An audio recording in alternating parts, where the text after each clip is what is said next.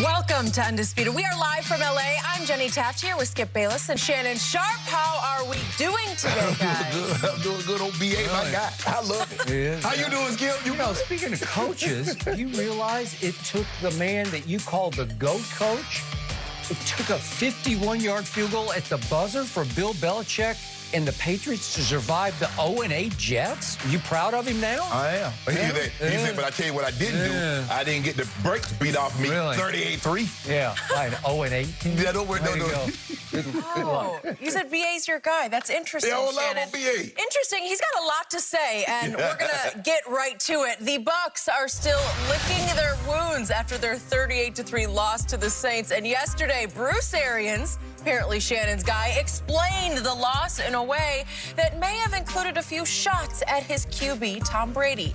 Arians described one of Brady's 3 interceptions, quote, as just a poor throw, and then explained the lack of Mike Evans' production by saying Mike was open a bunch in that ball game. He didn't get targeted. That was all. Mike was open. After Week 1's loss to the Saints, remember, Arians made similar comments about Brady's play, and then Tampa rattled off 3 wins in a row. So, Shannon, any problem with Arians criticizing Brady? No, because this is who he is.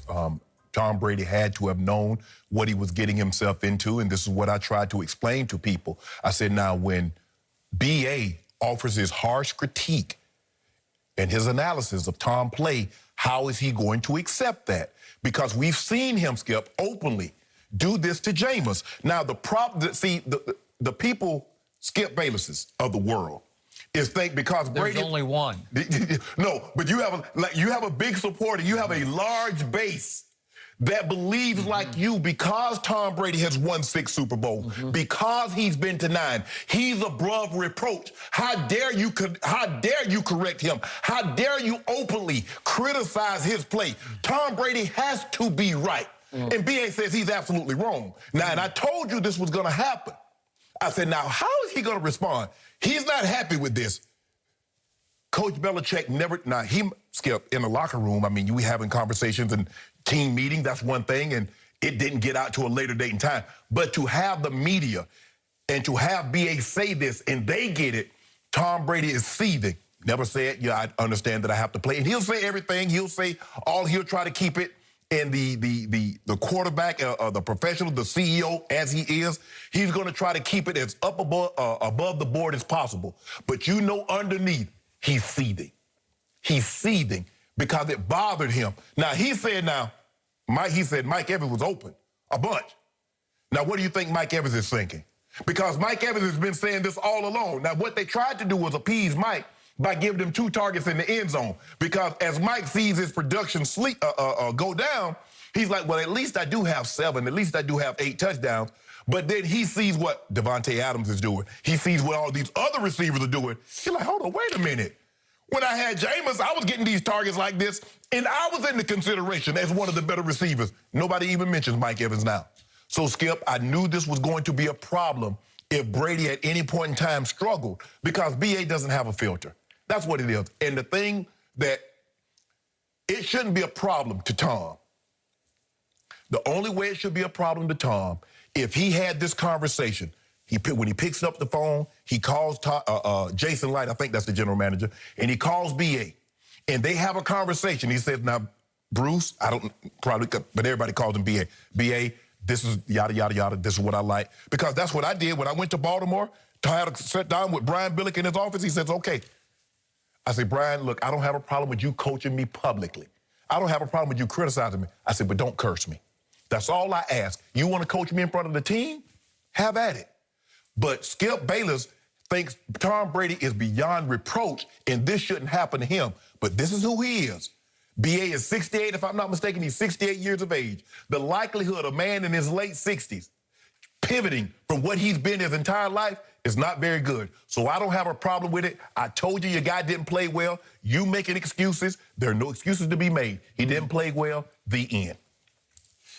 Obviously, you don't have a problem with this because you sit across from me on a daily basis ridiculing the greatest player ever to play the hardest position in sports, Thomas Edward Patrick Brady Jr. You ridicule him on a daily basis, so now you're loving it because all the Brady haters out there, and they have come out of hiding, full force and full throat.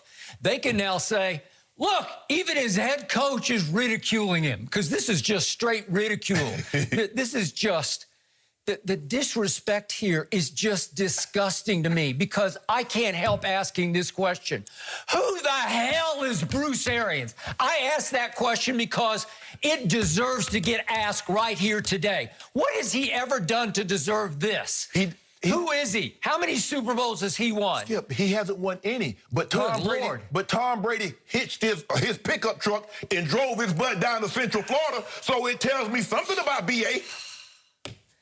He hitched it to 2 Pro Bowl receivers, and he hitched it to 2 stud tight ends. He's lost one of them, O.J. Howard, for the rest of the year. And he hitched it to a team that he saw had a defense on the rise that could be a playoff caliber defense. Sure. Was not on Sunday night at home against New Orleans. So, real quick, let's look at, I can't call him B.A. He doesn't deserve any nicknames. You're going to call him Bruce? He's just Bruce Arians to me. This man is 1-2 as a head coach in the playoffs. 1-2. This man, once upon a time in 1974, actually was the starting quarterback for Virginia Tech when they ran the wishbone. Yeah. He threw that whole season 3 touchdowns to 7 interceptions. He completed 44% of his passes, and he has the audacity. He dares to sit back and take shots at Tom Brady, the obvious GOAT of quarterbacks. And why does he do it? Because he has an ego even bigger than Tom Brady's, and it is completely undeserved. His ego was built because he has coached 4 very good to great quarterbacks. He coached, let's see, Peyton Manning. He coached, Andrew Luck. He coached Carson Palmer, and he coached Big Ben Roethlisberger. Correct. I just named 3 guys who were the first overall pick in the draft. I named another one, Big Ben Roethlisberger, who's going to be a first ballot Hall of Famer. He was the 11th overall pick in the draft, and help me out. Do you really believe that Bruce Arians made any of those 4 quarterbacks any better than they were going to be? No! Yeah, but here's the thing. He got all of those guys early in their career so they could handle this kind of harsh critique.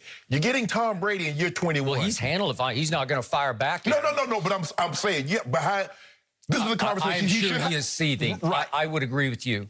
But I got to tell you, people around this league now in the know, people inside other franchises, that they're looking on Bruce Arians right now as just coming off as foolish, buffoonish, clownish. All that was blame deflection. Every time they lose a big game, and they have lost now the opener to New Orleans, they lost at Chicago, and then New Orleans at home. Right. 2 big division games against your arch rival. You lost those games. He has criticized Tom Brady after each of those games as if to say, don't look at me. I didn't do it. He did it. I'm just the head coach. Did the Tampa Bay Buccaneers look ready to play on Sunday night? No, they did not. Were they smelling themselves, as you would say? Were they starting to believe the hype? Were they ready psychologically to match firepower with a division rival that was flying under the radar all week? They were not. Does the head coach deserve some of the blame for that? You better believe that he does, because they were as flat as pancakes coming right out of the gate on Sunday night. I tweeted it within 2 minutes of the game. They were not ready to play at the Saints level. Well, the question that I have for you and those others that think like you, if BA gets criticism for not having them ready to play, I don't hear you guys talk about BA getting credit when Tom Brady plays well. When he throws those 5 touchdowns against San Diego, y'all didn't mention BA. When he comes back, when he plays well, y'all don't mention BA. I'm going to ask you again. Who the hell is BA? You know who he is. Who the hell is he? Hold on, Skip. What is he? What has he done to deserve any credit or blame either way, to tell you the truth? But he's along for the greatest ride of his life. He should drop to his knees every night and thank God that at age 68, Tom Brady fell out of heaven into his lap in Tampa Bay. Skip. Seriously. Skip, first of all, you criticize Coach Belichick all the time. You said he was a lacrosse player. The greatest coaches weren't the greatest players. No doubt. I got it. But I'm just talking about having the audacity to publicly criticize the greatest quarterback ever. What is the mantra of all the head coaches? You played for one in Mike Shanahan. Did he ever criticize John Elway publicly? No. You don't do it. Okay, let me just speak from my side of the table. Not those type of quarterbacks. Yeah, I got you. I got you. When Jameis is leading the league in turnovers by, let's see, he had 35 last year. The next on the list was 13. Right. When you do that, okay, if you want to criticize that, when you know Jameis is pretty much going out the back door pretty quickly. Right. He had 30 interceptions, 33 touchdowns, 30 interceptions, and 5 fumbles. 5. So it's 35. I said 35 total turnovers. Total turnovers. Yes. The next on the list was 23, actually. Okay, so the point is, I had the great fortune of learning football from these men.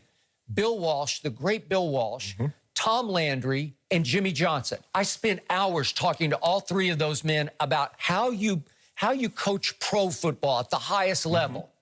Did any of those three ever dare to criticize their franchise quarterbacks publicly? No.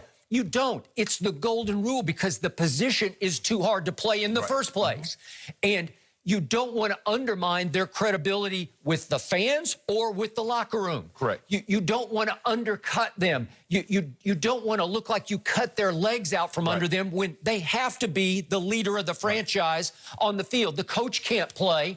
In the end, it's up to that guy because that guy is going to influence outcomes the way no position in any other sport except maybe pitcher in baseball, but they can only pitch every 5 days. You're right. But this is every game. It's all on that quarterback. Correct.